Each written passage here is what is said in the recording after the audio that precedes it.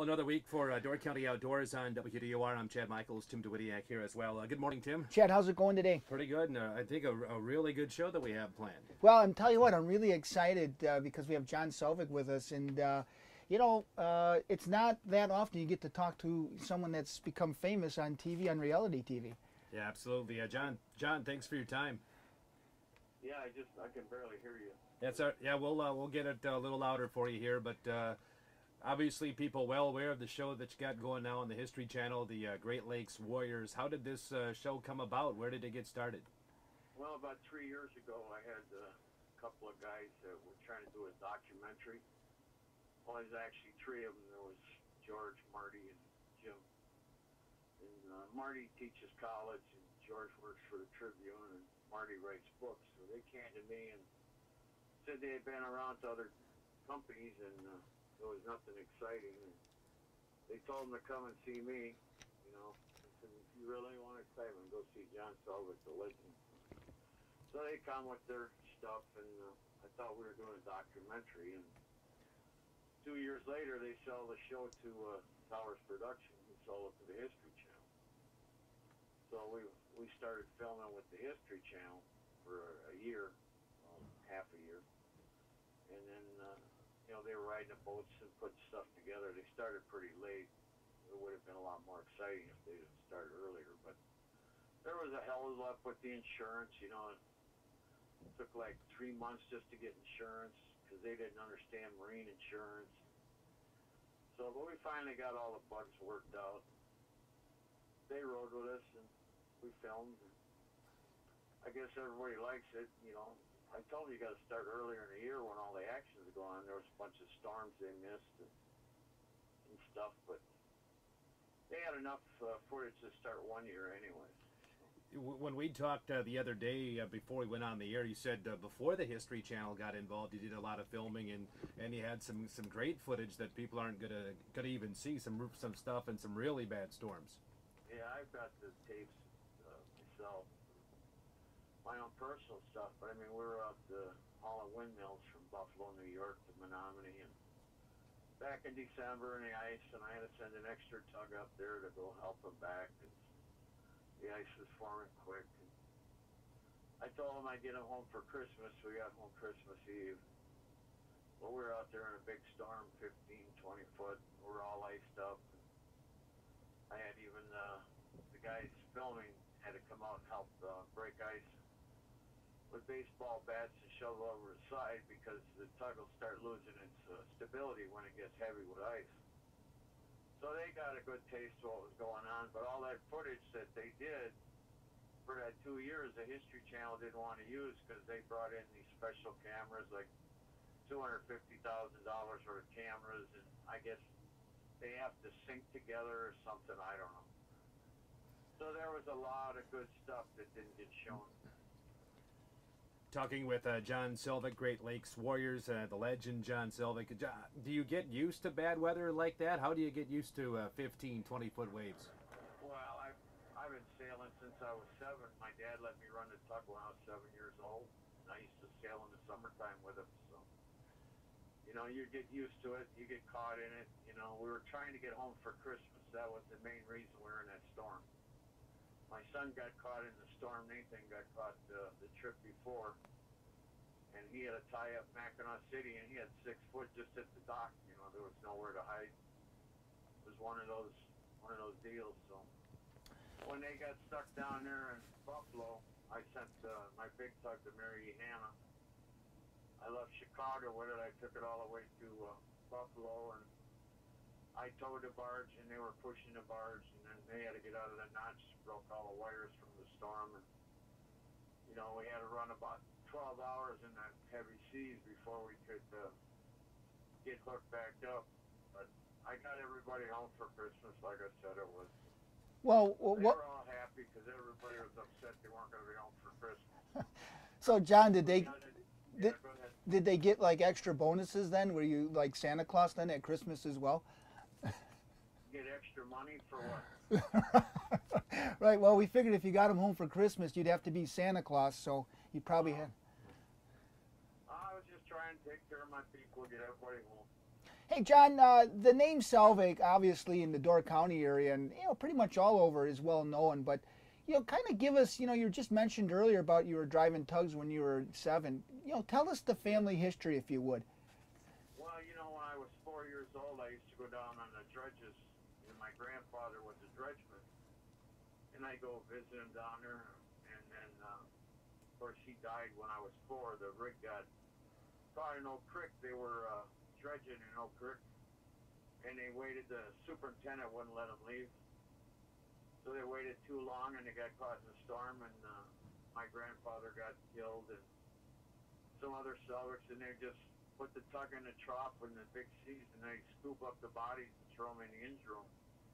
And then my Uncle Ed, my dad's Uncle Ed, my great Uncle Ed, he was in the bottom of the pile, and they thought he was dead, but he was alive with the warmth and everything. He woke up, started pushing bodies off, and the engineer freaked out. I listened to him tell the stories, So there was, I don't know, it was Roy Selvick and Ed Selvick and John Selvick. There was a lot of Selvicks on there. It's still on the bottom right off Milwaukee, about 4 miles off Milwaukee, the breakwell. Yeah. The dredge is still laying on the bottom. What's interesting, John, is in watching the show, which by the way, is a great show. We all like it. Is the amount of wrecks that you guys, you take for granted, but like you said, you drive over them on a daily basis. Oh yeah, there's a lot of wrecks in the Great Lakes. Yeah, that's for sure. What's funny is that, with all the reality style TV shows and that going on, the crab fishing in Alaska, people look at the Great Lakes like, it's not that big of a deal. But, I mean, a hard time hearing you again. But, the Great Lakes, can be pretty treacherous, probably more so than some of even the ocean stuff. Is that correct? Yeah, because the waves are different. In the ocean, I used to sail out in Alaska and San Francisco and all up the coast for Raleigh Maritime. I was out in 30-footers. You get 30-footers coming from California. 17-foot swells coming from China, and you would go up and roll and come down sideways. It's tough, but the Great Lakes, the waves are so close together that you get such a pounding. It's not like the ocean where they're long swells and waves. They're short and they pound, and your tug is dipping under them all the time. You don't have much of a chance on the Great Lakes. I lost my brother in 73 or whatever I think it was. March 31st, we went out to rescue a ship that lost its rudder in the ice. So it only took 30 seconds and he was gone. The tug capsized, and I threw him a life ring, and when the tug righted itself, I tried to get it going, and I was the mate. The captain was, he was 50 years old, so they made him the cap, but I had more experience, and I was like 23 or something. So his son was on there, and my brother. I went out to help him on deck, and I told the captain, I said, "You can't do it." I said, "I sailed my dad." I said, "You'll kill us all." He killed his son and my brother. I was the only one on deck that survived. I know in the show, John, you talk about seeing your brother's, picture or his face in the radar screen. How were you able to get that image out of your mind? It took me a long time. I didn't even go back on the boat for like 2 weeks. I mean, I had to bring the boat back. The captain went into like, I don't know, he was not there. You know what I mean? I had to bring the boat back. He killed his son, and he never sailed again, and became an alcoholic, got a divorce. I think he's dead now. How do you recover from something like that? I mean, what did you have to do to put that behind you and carry on? I just had to stay away for a while and try to get over it. My dad wanted to sell the tug company after that. He was all depressed. My mom was depressed for a year. I just had to work around it. And today, you know, how big is your fleet, John? How many tugs do you guys operate now? I think we have 7 in Sturgeon Bay, and I'm pretty sure we have like 10 in Chicago. I had as many as 21 or 22. I started scrapping the old ones, you know, and just getting rid of the older ones that can get newer tugs or building new tugs. So the industry, as far as you know, you've done this your whole life. You've seen the highs and the lows. Where is the shipping industry now? I mean, for like what you guys do, are you guys busier now or less busy, or you know, what's your business like now? No, shipping is down. I've had to take a different approach to it. Like, you know, we used to tow a lot of foreign ships into port all the time back in the 70s. That foreign business all went away. You know, they were giving away stuff, the government was, to these countries. Everything kind of went away. So as far as the ship towing part of it, you know, I do maybe 20 or 30 tows a year. I don't do as much as we used to do in the old days. We service the steel mills down in Chicago, and we service the power plant up in Milwaukee, there, Oak Creek. So we have contracts with those guys. Basically, that's what we take care of. We all asphalt for Andrew, BP, with our big tug, and the John M. Selvick moves the trader, and we're hauling, right now we're hauling small stone to St. Joe, and then we're going back to Holland, and then we go back to Oak Creek, and we shuttle a lot of gypsum to Chicago and Indiana Harbor. So, you know, we stay busy, but you got to be diversified. You can't.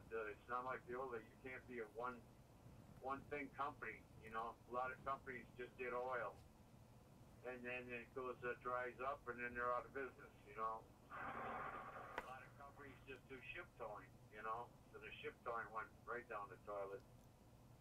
So, you know, I'm more diversified. I'm hauling stone, building break walls with Lure Brothers out of Manitowoc in Milwaukee, and I haul grain out of Milwaukee, and I just work all over. I mean, we've run to Houston to New York, you know. We go all over. Kimberly runs the Mississippi, and it was down in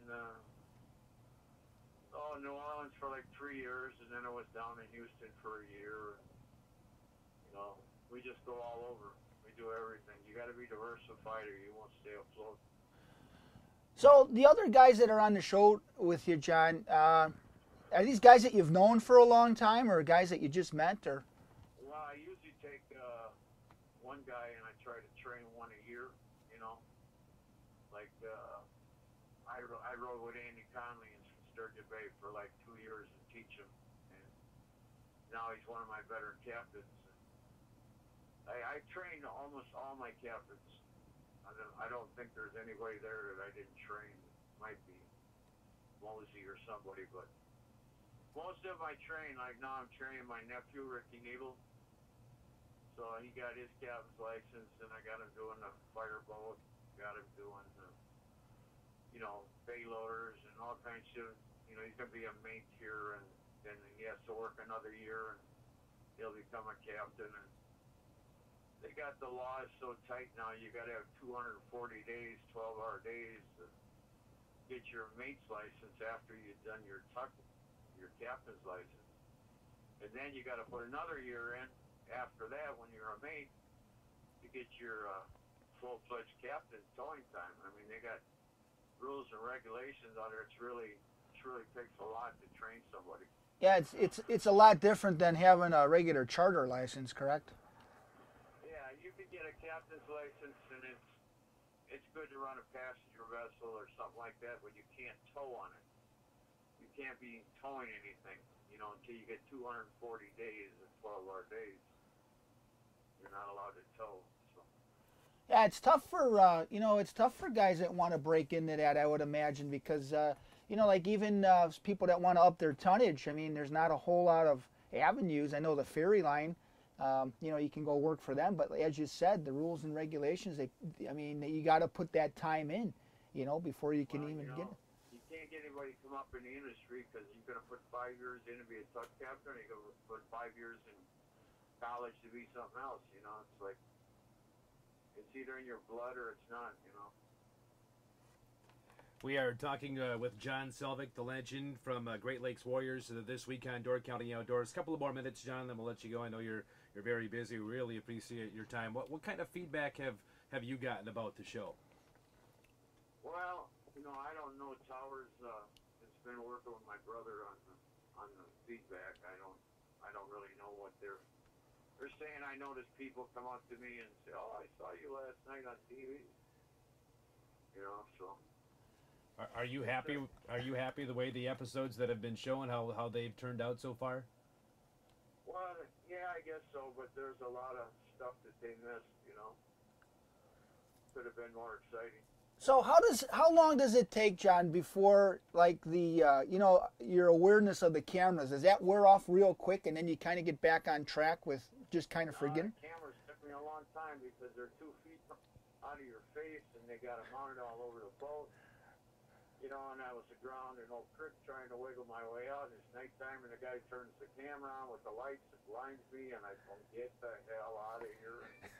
And he goes outside the window, and he's 2 feet from my face outside the window and blinds me again. You know, it's just like trying to make these guys understand. You know, I can hurt somebody. You know, I have to have little privacy to work, watch what's going on. So, hey, John, how did the nickname The Legend, what's the story behind that? I don't know. These guys over in Michigan started calling me that because I've been sailing on the lakes for so long. But I don't know where they got it from. They just came up with it. I guess it stuck. So are you going to have, is the goal to like have your own product line now, like Legend Clothing? Are we going to be able to buy that in Door County now? I don't know. I never really thought about that. I'll leave that up to my wife. I'll shit on a cruise boat. All right. Hey, John, like we said, we're really enjoying the show. And anything else you want to add for us this morning before we let you go? No, I'm good. All right. Sounds good, John. We really appreciate your time. Thanks a lot. All right. Bye. John Selvick joining us this week on Door County Outdoors, the legend. And, of course, it's... As we mentioned during the course of the program, it's the show. It's on Thursday night. Great Lakes Warriors. Check it out on the History Channel in Sturgeon Bay. If you want to see it on HD, it's somewhere else, but otherwise it is on cable channel 50. Let's take a break here. We'll continue Door County Outdoors right after this. All right, Tim Duidiak, Chad Michaels continuing this morning. Mike Karempoulos, we gave him the week off. We had a legend. We don't need Karempoulos here at the same time, right? Right, Tim? Right. We could have two legends, and or all three. Yeah, the legend and then the legend and his own Mike. Yeah, Mike is out actually fishing, and this time of the year it gets a little busy, and it was sometimes when you have guests on like John Selvick, I mean, we have to, we kind of got to get them fit in, and sometimes with the way we do the show, it just doesn't always fit in, and we kind of did everything we could to get him on this show because the show is it's such a unique show. It's getting a lot of press. A lot of people like the show, and the interesting thing is that, you talk to a guy like John, who's a Door County native. Obviously, he's been on the Great Lakes his whole life, been in the ocean, as he told us. But there's other guys on the show, too. I mean, from other, from Lake Superior. It would have been nice to, maybe eventually down the road we can have another conversation with him to see, is there one question I want to ask him, is there like do all the guys get along? Is there like, is there a competition between the Great Lakes with the tug guys? That would have been an interesting scenario. But it sounds like the guys are busy, and I know in watching that show, it sounds like in Superior, those guys are talking about their business being down because moving ships and that is way down, just because of that's the nature of the industry. But it sounds like John is like he said, he's diversified. He's doing a lot of things, has a lot of boats, and he's covering a lot of water, and spends a lot of time out there as well. So great show, and encourage anybody to watch it. And at least we didn't have to use the bleep. Yeah. The thing that he said was interesting was you get used to 15, 20-foot waves. I got used to in time doing the show with you. I don't know if I can get used to 15 to 20-foot waves. Yeah, I was going to ask him is, like if we're out salmon fishing and there's 3-footers, is that rough? Obviously it's not. And, that's the thing about what they do. I mean, they have to go. And, when they go, they have to go. And, as we know, the Great Lakes can get big waves. And, how he described them is not that I've ever been in anything close to that. Maybe 8 to 10-footers I've been in my life. But he's exactly right. And I can only imagine in the big waves, they get that real close togetherness. Never been in the ocean in real big waves, but he kind of gave a good description on what the difference is there. And that Great Lake stuff just can kind of beat the heck out of you. And look at it. His family has lost 2 members of their family in the Great Lakes, and some people might look at that and say, well, the Great Lakes, what's so dangerous about them? But there's more wrecks in the Great Lakes, I think, than in a lot of other areas or other body of water. And even in that show, I mean, they show you driving over how many different wrecks just between Milwaukee and Oak Creek. I forget how many there are, but there's quite a few. One of them is his own family boat. So that's got to kind of be an eerie feeling. So, yeah, and the show, like we said, it's great. It's usually on Thursday nights, but a lot of the time it gets repeated, so you can see it if you want to, and I think you should, because we live here, and this is what some people do for a living. I think it's an important show to tell what goes on here. I grew up on the other side of the state. And when I first came here for an interview, I'm like, look at these big ships. This is Wisconsin. What are you talking about? Yeah. When I had never really been there. We go to Milwaukee, go to a Brewer game or something. You don't see that. And it caught me off guard until you see it for the first time. Well, what's really interesting is if you go up to Lake Superior and you go through that Duluth Superior area, you see a lot of ships. They're right on the water. And, yeah, you're right. You kind of take for granted. And, huge shipping of iron ore back in the day. I mean, obviously it's not what it was. And a lot of those shipping lines, as John had said, got to just be more diversified. And even the foreign ships that are coming in, as he said, very non-existent to what it used to be. And yeah, I mean, they're basically inland seas. That's basically what they are. You can connect to the ocean. And John had answered that one question. I was going to ask him, does he do a lot of river stuff? Illinois River, Mississippi River. He answered that question. And but it's interesting. All the think about it. You take your boat out, and on a daily basis, you got to watch what you're looking for: rocks, this and that, and the other thing. And now here you're working on a boat. You're pushing other boats, big boats, 1,000-footers up to barges, and I don't know if you've ever been on that Illinois River when they push those barges. They could be 1,000-foot long, 1,200-foot long, and they're pushing them in this winding river. Really have to be talented to do that, and to operate those work boats. I mean, it takes a lot of work, and and as he said, you have to. That's got to be in your blood. You got to love to do that, because the time commitment, as he said. You go to a school and get a degree and do something else, or you're going to put the same amount of time in to get your, to run a tugboat. So, got to love what he's doing, though. Yeah, and the thing that I find interesting about the show, whether it's that, Ice Road Truckers, it's obviously a dangerous job, but just listening to these guys talk, just the jargon they use, the language. I'm not talking about the fouling. I'm just talking about. They're talking about something they understand, and I'm just sitting there like, what are they talking about? Or like we said, he ran aground and trying to get his tug and get the camera guy out of the way. Well, what's funny about that is that anybody that's been out, we do a lot of night fishing, and it's the same thing. Your eyes become accustomed to that darkness, and you can, you get your night vision, you can see. And I could, what he said, a guy turns the camera on with the bright light in his face. I mean, because we've all been there, anytime you're outside at night, you're fishing, and someone shines then all of a sudden you can't see. And well, for that purpose, tonight, go outside, have someone take your picture with a flash. It's the same thing. Yeah. You get that glow. Yeah. The only difference is now here he's driving a boat that's 100 and something foot long, and he's trying to maneuver. And the one thing is in that Oak Creek Harbor, what he was describing, very, very narrow, very treacherous to kind of maneuver around. And and I could just picture, let alone waves pushing you in, and all of a sudden he's stuck in a position. The guy's got the camera in his face with the light. I mean, and I'm sure that the language was, had to be cleaned up a little bit. Yeah, well, I haven't seen last week's show yet. The previous week, because we were working, we had baseball and stuff on the air. Saw the opener, and You know, and John seemed like kind of the calm guy. He'd be on there, what's going on? Who's doing what? But some of the other guys, a little more intense. Well, you know what's interesting is, you know, you and I had talked about that earlier, and I know during the week, you know, there was Eddie had some call-in stuff, and some people, well, we didn't like the language, you know, but you got to take things all in, you know. But my answer to that, it's reality TV. That's what reality. it is. It's reality. Yeah, that's what it is. And that question, when I asked him how long did it take him to get used to the cameras, was actually kind of interesting. I thought he was going to say that after a short period of time. I figured he would forget about them. Because on a lot of those shows, you know, when you talk to those people, they say, yeah, you're conscious of them for a while, then all of a sudden you kind of forget about them. And I'm sure as we see later episodes, I'm sure, you know, we're probably going to see some of that. But, and I hope, you know, first year of the show, I hope it continues, and because it is really interesting. And it's, you know, what's interesting is that it's in our backyard. It's people that we know. It's families that we know, we live with in our area, business. I mean, he's got tugs here in Sturgeon Bay. So it's interesting to get that perspective, you know, that working perspective, fish, you know, on the water.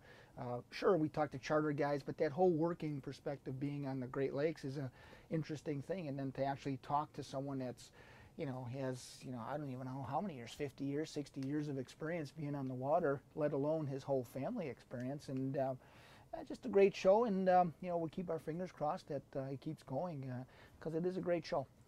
Well, we certainly thank John for his time. We thank him. They had that big showing out in Brussels, a reception on Thursday night this week. We were busy. Both of you and I had previous commitments, but really nice of him to invite us, and we thank him for his time this week on Door County Outdoors. Barely a minute and a half to talk about a few other things. Of course, last weekend, the 30th annual Kewanee Door County Salmon Tournament wrapped up. As always, big fish that didn't make it to the leaderboard. Happens almost every year, you'd like to say, but you know, it's one of those things we always say, you can't win if you don't play. And but you know, 26-pound fish, a little bit over, not the biggest fish we've ever had by far. But the one thing is talking to a lot of the fishermen that fished the tournament, they all had a great time. They all caught a lot of fish.